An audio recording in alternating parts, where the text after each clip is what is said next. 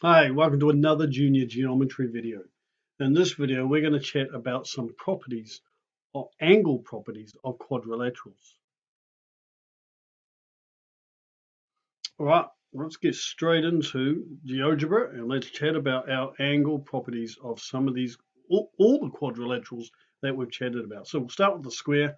The square is a four-sided shape with each side the same size and each angle is the same, and each angle is 90 degrees. That's why we put a little right angle in each corner, little square, which means it's right angle 90 degrees. That's for the square, right?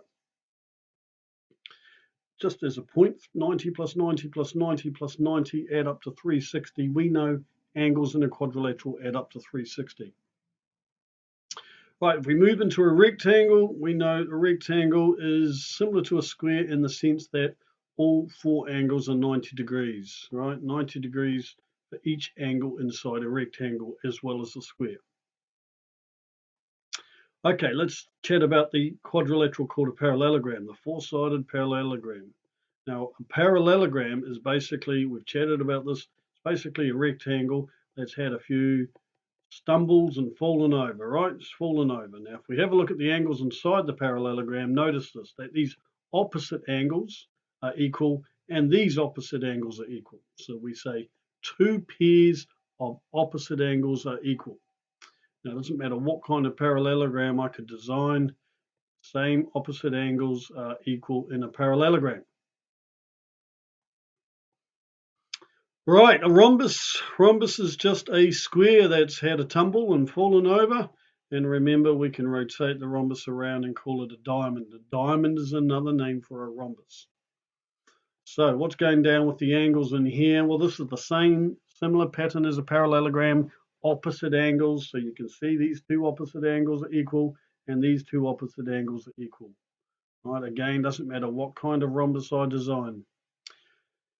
And all these quadrilaterals, keep in the back of your mind, what do you know about the four angles in the quadrilateral? They always add up to 360 degrees. So just keep in mind, all these shapes we're doing today, the four angles add up to 360. That's a common rule with quadrilaterals. Right, trapezium is a four-sided shape. This is a trapezium. Two sides are parallel. That's what these arrows mean, which means those sides will stay the same distance apart, right? Now let me show you what's going on with the angles inside a trapezium. They're all different right now. They're all different.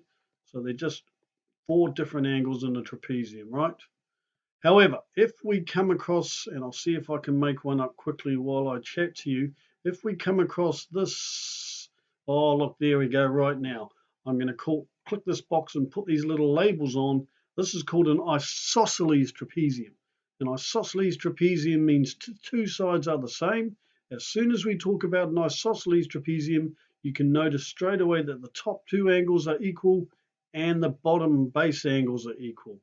All right, so just be aware that is an isosceles trapezium, but any other trapezium that we come across, angles are different.